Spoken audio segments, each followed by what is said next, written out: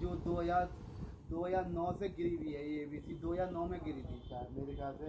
हाँ। 2009 में नगर में सिकंदर नगर में एबीसी बिछाई गई थी। आपने पूर्व में भी जो तत्कालीन यही थे आपके यहाँ पर, जी जी जी।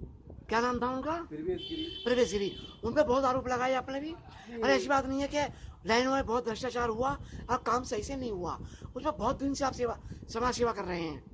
वो मैंने सुना वहाँ पर आपने उसके प्रति भी काफी शिकायतें की थी। नहीं नहीं, मैं आपको बताऊं नगर की समस्या जो थी, समस्या बहुत उठाई आपने। एबीसी की जो समस्या थी फिलहाल मैं आपको बताऊं 2009 में ये एबीसी नगर सिकंदर में बिछी थी, जिसकी मियाद 3.5 साल की होती है। होती है हाँ।